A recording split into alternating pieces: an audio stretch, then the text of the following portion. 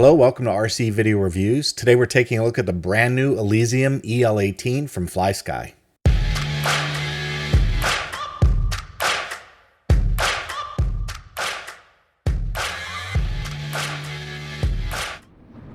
Before I get into the content, I want to let you know that FlySky did send me this EL18 radio for review. However, my opinions are my own. I'm not under any obligation to provide my videos for prior approval, and I'm free to say what I think. With that out of the way, thanks to FlySky for sending this radio out. Let's take a look. I usually don't conduct the actual unbox on camera, but FlySky put some real effort into presentation, so I wanted you to get a look at it. They did a nice job including this little cover that's got this foam mat, and you can actually use that to work if you have electronics you need to work on, or if you're going to work on the radio on the desk, you can actually use that. It's a functional piece. And in the reviewer kit, there's some decals. The standard kits won't include these decals. I'll cover the rest of the differences later, but I did want to point that out because it was right on top. Next, you have the radio and a box of goodies. I've already had the radio out, of course, because I've had to do a little bit of work and research to see how things went. The radio edition that you purchase will dictate what you actually get in your box. Again, reviewers get a little extra material just to show you things that will be available on the website for purchase. One of those extras is a FlySky branded lanyard, and we've also got a micro bay for attaching an external micro module as a JR bay. So that's not included in the standard set, but it is included in the reviewer kit. And then finally, we've got the radio. So we'll pull this out. I really like this cover that they put on this form factor radio because it protects your gimbals and your switches, and it's very unobtrusive, and it'll slide nice and easy in the bag. So very cool touch. I'm glad to see they continued that on the EL18. FlySky has 3 different versions of the EL18. They've got a standard edition, a limited edition, and a reviewer or media edition. I'll cover the extra hardware that comes in the reviewer edition so you know what to expect with the standard or limited. So with the standard edition, you will get the transmitter, of course, and an SD card that's already in the transmitter. And then you'll get a TMR receiver and antenna. You'll get a quick start guide, a USB-C charging cable, and then you'll also get a lanyard balancing arm. We're going to talk about this in just a little bit because you actually really need that. You get a couple of switch caps in the standard edition. You get a orange and yellow set. And then you also get a couple of sets of springs. There's a 13T hard and a 14T hard. So just a little bit of difference in elasticity on the springs. So you can choose which ones you like the best and go with those in your radio. So that wraps up the standard edition. It's the receiver, the USB cable, the 2 sets of switch covers, the springs, the balancing arm, and the quick start guide. There is no mounting bracket for a nano module or a micro module. You'll have to purchase those separately from your retailer of choice. In the reviewer edition, they sent out the blue switch covers, some screws that are used to mount the micro bay and the nano bay on the back of the radio, so that's what those screws are for. There's also a little adapter. I'm not exactly sure what this was for. It's not mentioned in the literature anywhere, but it definitely has something to do with that JR bay in the back. Maybe it goes inside a module. I'm not really sure. It looks like almost an offset, to be honest. So anyway, little offset module. And then there's a couple of extra switches too. So they gave a spare set of long switches that look like they go on the back of the radio. So those are a couple of extra things they included in the media kit. You won't see those in the standard or limited editions. And then finally, the limited edition. The only real changes in this version are that you have 3 color choices. There's blue, purple, and what looks to me like rose. The hardware options are the same in both the limited and the standard edition. Okay, let's get into the reason you're here. The first thing we'll do is take a quick little tour of the radio, and then I'll run through some pros and cons to tell you what I like about the EL18 and what I don't like about the EL18. Let's start with the tour first. Once you remove that protective cover, you're greeted with a very nice looking radio. I approve of the color changes they made on this radio. The black looked fine on the NV14, and the red looks really good too, but I like what they did with the gimbals. They got rid of those plastic gimbal faces. They got rid of that kind of temperature heat-treated metal look that they had on the NV14 in favor of a solid color CNC silver is what it looks like. Some kind of powder coat or some kind of treatment. It is metal, and it's silver, and it just looks really good. It looks really good together as a unit. If you've never held this style of radio, it definitely looks a little bit odd, but I made this comment before when I first picked up the NV14, and the same holds true for the EL18. It feels fantastic in your hand. It's about the size of a standard radio, and for thumbers and pinchers, it works. So as a thumber, you can see I have no problem reaching all four corners of the gimbal travel. And if you're a pincher, there's no problem letting the radio rest in your hands and then grabbing the sticks and moving them to full deflection. I'm not a pincher, so I'll probably look a little silly doing this, but for those of you who are pinchers, I really don't see any problem on using the radio in this manner. On the back of the EL18, there's a couple of different options for external radio modules if you want to use them. So I've got a nano module installed on the back of the EL18, and then on the back of the NV14, it's the same kind of apparatus. This is for a JR type bay or a micro bay. So this one screws in on each side of the antenna, so you can still lift the antenna up. The Nano Bay doesn't do that though. It actually covers the 2.4 gigahertz antenna. So if you want that antenna up, you'll need to do that before you install your Nano Bay adapter. To install a nano module, you set it down on top of that bay, make sure you find the keyway and give it a nice positive lock, and it clicks into place, and that's it. It's locked in. The big news with the FlySky EL18 regarding firmware is that it ships with EdgeTX right out of the box. I've actually already flashed a nightly on this, so I'm using a 2.8 nightly. The 2.8 final version is expected to drop sometime soon. It's not out yet, but I went ahead and installed a nightly on this radio. And of course, the touchscreen works, so you can navigate around. In fact, it's really kind of imperative to navigate around using the touchscreen, but you can go into the model selector. You can see I've got the label system on 2.8, and then to go back, you just press the logo up top. And then if you want to go into model settings, you can do that. And you can scroll across the top of the screen here to pick different areas of your model settings you might want to work in.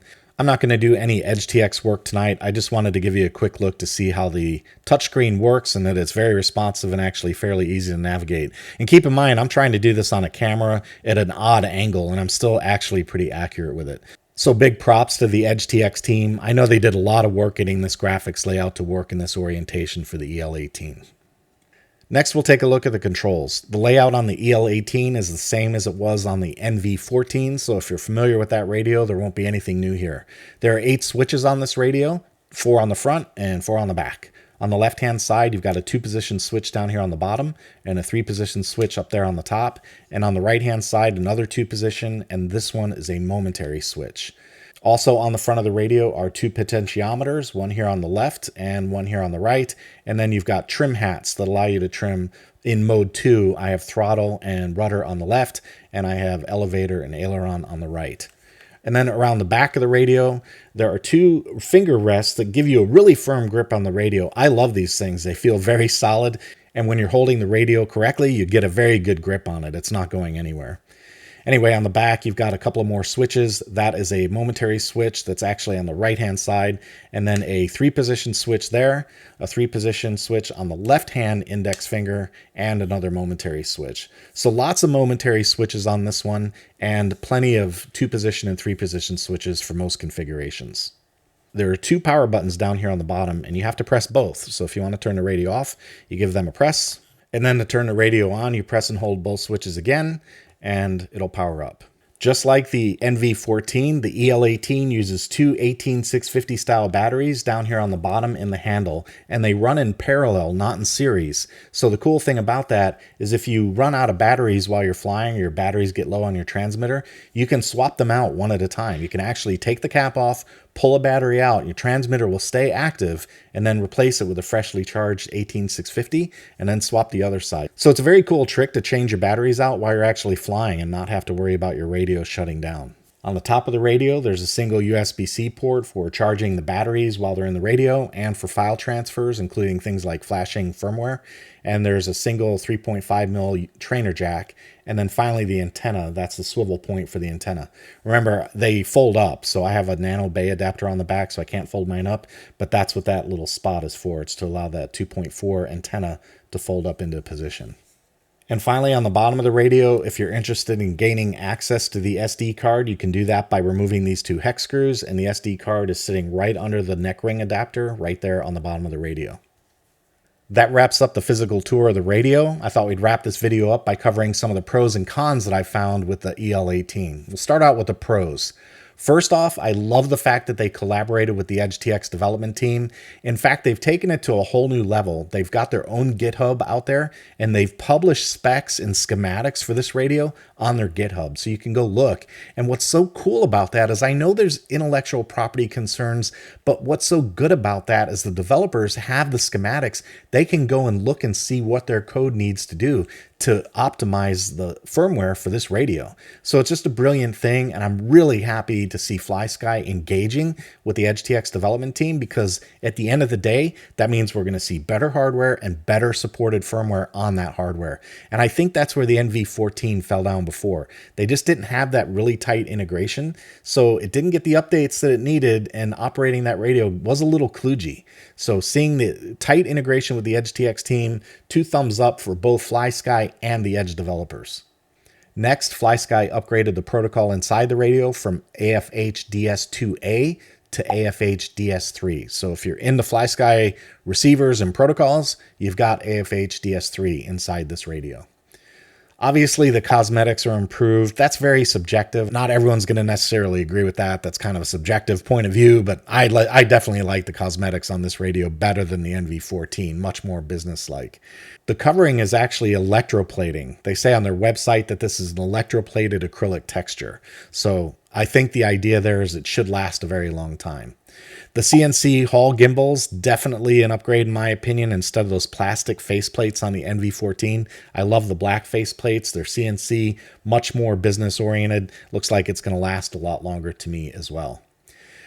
The literature says there's an upgraded power management module. I plugged it into a USB tester and I didn't see any protocol specific stuff like QC3, but my battery was also near the top. So it's possible it just hadn't switched into that mode, and the literature didn't provide any specifics about the power module. It just says it's got an upgraded power module. So take that for what you want. I think it's awesome that they switched from USB micro to USB-C. I think it's time for the entire electronics industry to ditch micro USB and let's get USB-C on everything. The next thing I want to show you guys is brightness. On the literature, they say the EL18's got an improved display for brightness, and I wanted to show you what they look like side by side. So I've got brightness on a knob. I'm going to turn that all the way up on the NV14. So there we go. That looks pretty good. On camera, that looks like it's pretty bright, but I'm going to turn the EL18 up now, and let's see what it's got. So I'm going to crank that one all the way up, and there we go. That's full brightness, and you can definitely see a difference in those two. That is definitely brighter. There is no question about it. It's brighter on camera, and it's brighter in person, so really nice job there. I also wanted to give you guys a listen to the audio, so I'm going to turn the audio up on both of them right now. I've got audio assigned to a switch right here, and I'm going to run the audio for the EL18 first, and then I'll do the NV14. Medium rate. Low rate. Here's the same thing on the NV14. Medium rate, low rate, medium rate, high rate, medium rate, high rate. They sound really close, but the NV14 actually sounds just a touch louder to me. That volume difference might have something to do with the fact that there's a module covering the speaker port. The speaker port is right there. It's right underneath that module, and it's possible this module bay is blocking some of the sound coming out of that port. So that's just another one of those ergonomic things to be aware of on the radio. The next thing I want to talk about briefly are the pots and the gimbals. So while they're not necessarily an improvement over the NV14, they are very good on this radio, and I just want to show you what I'm looking at. So we're going to go over to the analogs debug screen, and I'm going to click on the max values, and I'm going to show you when we move all the way over to the right and left with the aileron and the elevator. We'll do the same thing with the throttle and the rudder. And you can see they're real nice resolution on these gimbals. 5352 on my left gimbal, 48 on my right gimbal. And for the pots, we've got 4096 as well. There's 2000 on the bright side. And then that's 4092 on the dim side. And I'll do the same thing with volume. So there we go, 4093 on that pot. So 4,000 bits of resolution on the pots and about 4,000, 5,000 on the gimbals, which is really nice. A lot of resolution there. And then the other thing I'll show you too, because you see this on analogs and you see this kind of question come up all the time, they're rock solid. I mean, these things, there's no real flutter with these at all. They're just not moving. So that's a nice feature with digital gimbals, is that they don't flutter at all. No drift. Well, that covers what I like about the radio. Now let's talk about some things that need some work. The first issue are the EF and GH switches here on the back. You can get to the long one by pressing it down here on the bottom of the switch, and you can get to the short one by pulling it in. That's no problem. The problem comes with if you have to push that switch back out. You see how close that outer switch is to the inner switch? That's kind of a problem. I don't like how close they are. They should have made them offset or farther apart or something. I just want you to be aware of that because they are very close together. And if you're navigating blindly, and you are because you can't see the switches, right? The radio is held like this. You can't see that switch. You got to feel for it. If you got to feel for it, you got to get your hand in the middle and then activate that switch to the spot you want. So they're just a little too close. I think they need to spread those out a little bit.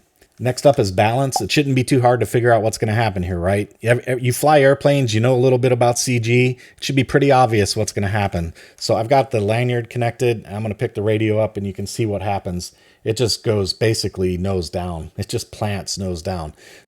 Definitely is out of balance. So if you're one of those types that relies on your radio being balanced, you'll really depend on the balance lever they send along. And this is included on all 3 editions of the radio. So you take the thumb screw out and then you put the lever over the lanyard ring hole on the radio, and then you put the thumb screw in and just tighten it down a little bit. And the lever is actually like a pocket knife. It folds open. Now with the thumb screw tightened, we'll extend the lever and it pushes that way.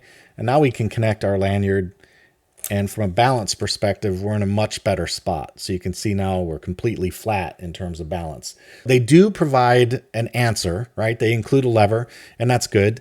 But the ring being down there at the bottom with the entire mass of the radio being north of that ring, there's absolutely no surprise that this is going to happen. Fortunately, you can still get the protective cover on with the balance lever installed. So you just pop that into place and there you go. So the lever stayed on and my protective cover is in place. So no problems using the cover. It's, it's kind of close, but you can get the cover on and off without damaging either the radio or the cover or the arm. It's possible. Another area that I consider a poor design choice is the selection of the knobs on the pots. They're functional. You got to get your finger on the little tip right here. There's a little standout. You got to get your finger on there and you can push on it. But the problem is if you try and pinch this knob, which is how I'm used to operating pots, it doesn't work. They're cone shaped, so if you try and pinch, your hand just comes right off the top. So to operate these, you really rely on those protrusions sticking out. And it's just kind of kludgy. It's cumbersome, right? They really need to change the design of those pot knobs so that you can grab them and pinch them with your finger. I want to be able to just reach over and grab it and pinch it, but instead I'm really relying on these little protrusions or fins in order to operate that knob. And then, you have to move your hand around and adjust. It's just off. It's one of those things they could have done better. That the shape on that is not great. I'm also not a big fan of the combined trim switches. Let me tell you why. If you're flying and you have to take your hand off the stick, that's fine. But look at the angle that your thumb actually hits that trim switch. You have to kind of reach over and press up or down, and you got this switch in the way. So don't put anything important there, because if you reach up to pull down, now you've clicked that switch, right? So the way I see the trim switch working is by reaching over with the opposite hand and operating the trim while maintaining the surface control with the hand on the gimbal, right? So if you're trying to manipulate the elevator, for example, you keep your thumb on the elevator, again, mode 2, and then you reach over with your left hand and trim for the elevator. Or do something smart and just use instant trim. Put an instant trim global function on that switch right there and use that to trim your plane instead. So again, just not a big fan of the position of the trim switches, especially if you want to do up elevator. So if you reach over and you want to pull a little up elevator trim, it's very possible you'll activate that switch while you're trying to manipulate that trim hat. We're going to wrap up this first look with something you're probably not going to find on other review channels, but it's something you're really going to want to understand about this radio before you make a buying choice. And it has to do with the gimbals. But before we get into the gimbals, let's talk a little bit about resolution and rate. Resolution has to do with the number of steps of movement for the stick. So as we move the stick, you can see that the radio perceives that as 2,400 steps going this direction and another 2,400 going to the left. Okay, so we've got 4,800 bits of precision. That's resolution. It has to do with steps. It's how far the radio can slice your analog movement into a digital value and understand it and interpret it. Okay, so resolution is one thing. Rate is something else. Rate has to do with how often updates are sent out over the air. So while the FlySky gimbals have a very high output resolution and almost no noise, they sample at their own pace in terms of the rate. The sampling rate is fixed and not controllable by the firmware. It can't be controlled by EdgeTX. So the FlySky gimbals have very high output resolution and almost no noise. That's why they look so lock solid and they don't move. The problem is that from a refresh rate perspective, they sample at their own pace. There's no control exercised by the firmware over the sampling rate. And what that means is the sample rate on the gimbals can get out of time with the RF transmission. So the bottom line is you'll see varying levels of latency, and on a PID controller, that's interpreted as noise. So if you're flying something like Betaflight or iNav or some type of flight computer that sees that variation in latency, it will interpret it as noise. The other area of concern is if you're running something like ExpressLRS, where you can have a refresh rate well in excess of 100 Hertz, you won't necessarily have a sample in sync with the RF module on these gimbals. So for those of you running in excess of 100 Hertz frame rates, you'll probably want to stick to analog gimbals. If you're flying an airplane that's just connected directly to servos, you probably won't see anything noticeable on the aircraft because the servos won't interpret that necessarily as noise, and the servos definitely wouldn't jump around for a little bit of missed latency like you might see in a PID controller trying to accommodate latency or noise in a PID loop. With that understanding of what's going on with the gimbals and the refresh rate on this radio, I think flying on a fixed wing application is just fine. I think if you're flying greater than 100 Hertz on Betaflight or iNav, you might want to either lower yourself to 100 Hertz or consider a different option for gimbals. The main thing is just make sure you understand what you're getting into before you spend your money. Overall, I'm looking forward to flying with the EL18. I've already got an ExpressLRS module on the back, and that'll make it easy for me to bind to my airplanes using an ExpressLRS binding phrase. I just need to drop some model configurations in there and make sure they're set up for my planes. I think the radio feels good in the hand. It certainly looks interesting, no question about that, and it's running the best firmware you can get. So not only will I be flying with this radio, I'll also be putting out some EdgeTX tutorials to show you how to configure it and use it. That wraps up my first look at the FlySky EL18. I hope you liked the video, and if you did, please subscribe and hit that notification bell so you know when new videos hit the channel. That's all I've got for today. Take it easy, and go fly something. Hey, if you like the work I do here on RC Video Reviews, please consider joining me on Patreon. For about the price of a cup of coffee, you can help me keep making videos just like this one. If you'd like to help out, there's a link in the description and on your screen.